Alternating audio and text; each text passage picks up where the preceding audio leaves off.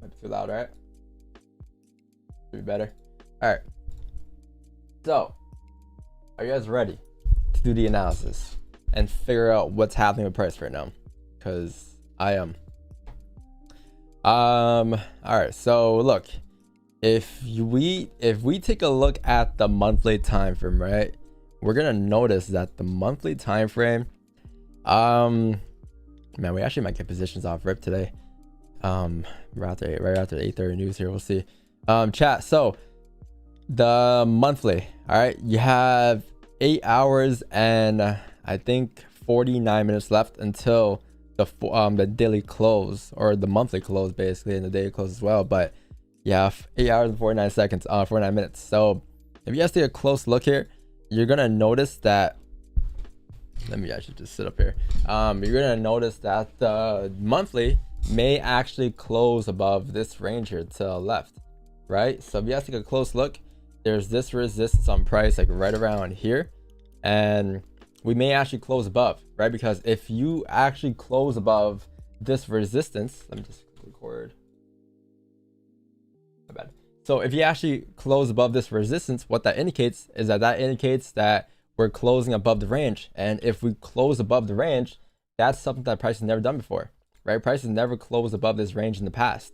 If you look left, you're gonna see a lot of rejections here, right? Rejections here, in these pink zones here, rejections here, right? Rejections here. These like, every time price came up towards areas, it started to reject, right? So never have we ever closed above this line before. I guess you can say like you did close above at one given point, because before you had this month's high, prior to the in the past, I think the last high you had was over here, and I guess you can say this high over here did close above the range, because at one given point it looked like this instead, right? You kind of had this resistance to the left like this, and you can say it closed above, right? But then obviously it came back to the range, so therefore I moved my resistance now to the most recent, right, which lines up with the most recent resistance over here, and you've never closed above here. So if you close above here for the second time, high chance you do have to drop up towards top, towards the next resistance, right? Again, I don't think it really matters, to be honest, if you close above or you don't close above, because what we do know is that we are going to continue up towards the 2050 levels, if anything, minimum, right? Because think about it, even if price were to close bullish at resistance like this, right, like next month's candle, worst case, it like even if it does close respecting resistance, it will come up first, right? Grab liquidity, drive down, because if you're closing respecting resistance, that indicates that you're closing respecting this area, right? Like you're highly prone to reject, right? So if that were to happen, it wouldn't just reject at the beginning of the month, like so, right? It'll create a topic first, so you see something like this first, and then you see a closure back to the range, right? And then also head down because you need liquidity to drop down. So worst case, like you don't close above, you'll still come to the top 2050. So 2050, 2040-ish, like I said 2040 just because like it's if you were to look at all the like this and this, like the medium would be like, the medium area would be I guess like around here, right? 2040. So I'll say like that's a level that price likely will tap into next month before it does anything else. Even if price was meant to drive up, right, obviously it's got to tap 2040. If price was meant to drop down next month, it'll tap 2040 as well, just to grab enough liquidity to continue down towards the next zones, right? Because this is your resistance over here on price, and then this is your range, this is your support, right? So this is just one massive range. If you reject, then you're gonna come down towards the bottom of the range, right? But with the way things look, yes, it looks like we are closing above, which is good, because you can anticipate next month's candle to continue dropping up like this, right? And to continue staying up as well. The only difference between closing above and not closing above is just, will it continue to push up once it taps 2040, right? So that's kind of what you want to wait for and see how we close there in about 8 hours. But it looks like we are going to close above, unless news just push the price down today. But yeah, that's the monthly. Again, it has nothing to do with our like smaller time frame ranges, but it's just a good thing to keep an eye for, because it gives you an overall perspective of the monthly candle and what to expect next, right? Dropping down to the weekly, again, you have 3 days and 9 hours left. You have quite some days. It's only on Tuesday. The weekly off rip, I can tell you that it closed above this range here to the left. Oh shit, it closed above this range to the left, right? So if this is the range you closed above, where's your next resistance? Looking left, right? You're looking at probably these areas to the left hand side here. So 2020 is your next area of resistance, right? This is the range that you're kind of breaking into. And if you look left, right, last time in the past you broke into this range, what happened? You filled the range, right? So with us closing above the range, I would assume that price on the weekly minimum will come up to that 2040, even if it were to make that move down, right? So yes, the flip will take us up towards 2020, but then the question becomes, what happens at 2020, right? Because 2020 is now your, I guess, your decision level. That's what we call it, right? So once you tap 2020, once you flip, anything can happen. You can either just reject hard, or you can continue to close above the range and continue up towards the next resistance next week, right? But again, the focus right now is just the flip. If you flip bullish on the weekly, you have a high chance to fill the range, which taps you into this resistance, and then price will make that next move right after, or make that decision right after in these areas here. But until then, we are bullish for the weekly, right? I think yesterday you created a bottom wick. I don't think you rewrote the lows yesterday, if I'm not wrong. Yeah, you closed bearish yesterday. So today's candle dropping down to daily is going to be very key. I'll tell you guys one thing though. I mean, like, this is your resistance to the left over here, right? Like this area is this yellow area on price. That's your resistance. Your next resistance is up here. So I would assume that even if price were to drive, because like odds were bullish, right? But the daily here shows that we are closing bearish at resistance, which indicates that yes, there is some type of minor area to the left here. But I would assume, since you had no top wick, that even if price were to drive down, it would come up to break the highs first before making that move down, right? Just to print that daily top wick. And if you break the daily highs, that's the weekly flip as well. And if the weekly flips, where does the weekly take you back towards again? 2020, right? So looking left on the daily, what's 2020? Your next daily resistance as well. So you would assume that even if price was in a situation to drive down, right? Because we don't know what's going to happen yet. But if price decides to drive down, even if it does drive down, you're going to see a tap of 2020s before coming down. And then obviously if you see a drive up on price today, then it's going to tap 2020, right? Because it's driving up, obviously, straightforward. So I will look for buys towards 2020, just because I understand that 2020 is a decision level. It's a level that price likely will tap into before it makes that next move, right? So now, if we are anticipating price to tap 2020, how could it tap? What needs to happen, right? So this is when the smaller time frame comes in clutch here, and that's when we'll use it to our advantage. But from what I know here, this is the weekly range from basically, not even this area, to be honest. You can probably draw your support probably around here. I'll say this could probably be your support on price, right? Because you're looking left at the most recent areas to the left. I go here, looking at these wicks here to the left as well. These wicks to the left, right? So I guess you can say yesterday's price on a daily did close bearish, but it closed bearish respecting. So I'd assume, again, if that's your support and this is your resistance, this is the range you're in, you're going to come up to filter range before making that next move, right? So I will be looking for buys up towards 2020.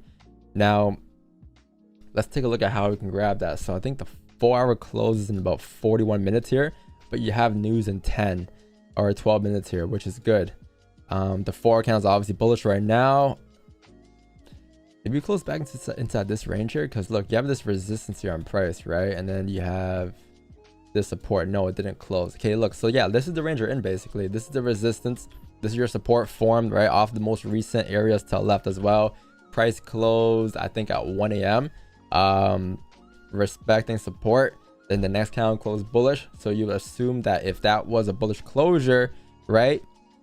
If you had to take a close look and zoom in on this pink zone here, this is sort of like a fake out on a small time frame. Like, because like, look, this is your support at one given point, right? These areas to the left, you close below, and then since price is obviously bullish, that's a range on fake out, right? And then you close back inside the ranges, and if that's what happened and you're pushing up here towards the highs, you would assume that you'll make your way up towards 2007. Again, the daily buy shows that we're headed up towards 2020, right? So if we can use a smaller time frame to our advantage and pick up hints here and there, like in this case, the 4 candle close back to the range, it should come up to fill the range at 2007, right?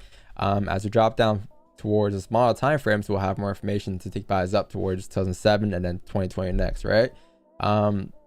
But yeah, that's just the overall 4-hour perspective. Again, it's overall, I guess you can say like it respected the support to the left. Oh wow, comments open here. And then the 4-hour close, yeah, also had a minor fake out back into the range as well. So you would assume that this count on the 4-hour candle would push up towards the top of the range before making that next decision, even if it were to drive down. You'll see something like this happen, if anything.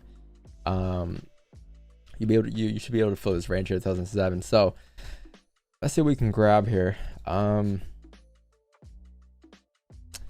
when it comes down to this, I think today I might use the 30 or 15, to be honest.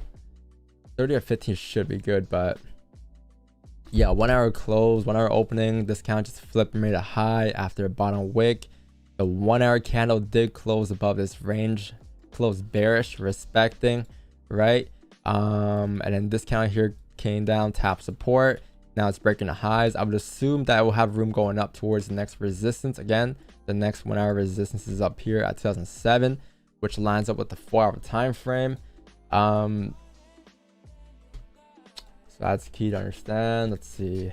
Yeah, so if I'm looking for positions today, we could get some wick entries, but I would assume that wick entries would be a little lower than where we are right now. It should be, let's see, because you can go about it 2 ways, right? So I'm gonna have this as my resistance over here, 2002.644. Let me just see where that is exactly. Should be around here though.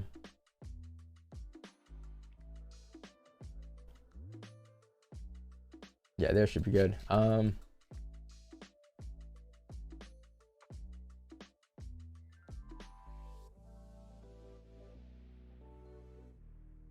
Yeah, 2002.762. So that's your resistance there. If you close above here, then obviously you can just take buys going up towards the next resistance. I think that is going to take you up towards 2007, 2009, but yeah, 2007 I'll say, but 2009 is your overall zone. So I'm just gonna mark that up as my overall resistance. Let me just see something real quick. Maybe a little lower. Yeah, 2007 should be good. Yeah, that should be good. Yes, that's your 30-minute range, right? If you close above 2002, you should be able to make your way up towards 2007. Again, the idea is that the 4 can give you a fake out early on today. You should come up to fill the range. And then the daily bias, again, even though we close bearish, you close bearish respecting support. And even if you were to drive back down today, you're likely going to come up to create a top wick at 2007 minimum. You're expecting 2020, but 2007 is your next resistance, right? So that's that as well. And then same thing for the weekly. The weekly flips at 2007. And if the weekly does flip, then it takes you up towards 2020. So like that's just your overall, I guess, like technical target on price.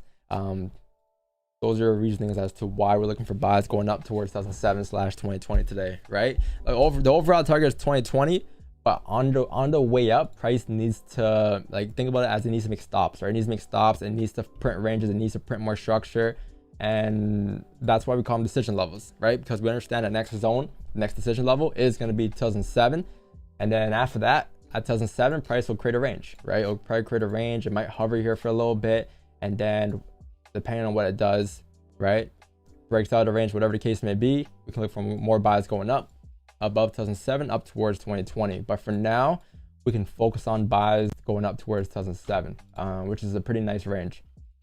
From 2002 2007, it's like a 45 to 50 pip range for us, so it's great.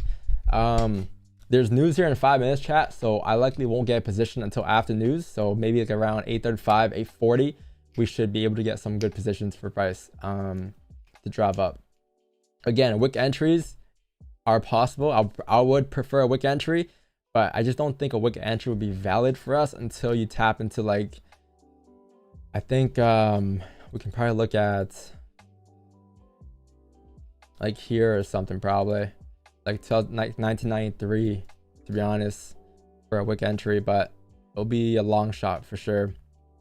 Might be a while before we come down towards it, if we even come down towards there, right? Because price could give us a wick entry to a point where, like, you close above 2000 and what is this, 2002, like this, right, on a 30, And then the next 30-minute candle could do something like this where it breaks the lows before making that move up, right? Then we can get wick entries in these areas to the left here. If not, then we can just take a buy once the 30-minute closes above the range, once you get some type of bottom wick. So we'll see how it closes here in 4 minutes, and we'll see how news comes out. And 8:35, 8:40, we should be able to grab positions. I would assume that you'll get an earlier position today than you would normally, the last couple days at least. All right, chat. That's about it today, really, though. It's pretty, I think everything really just takes, like, it just aligns to 2007/2020. Daily, weekly, monthly, it all shows the same kind of level, basically. So can news pump price up? Is what you're wondering.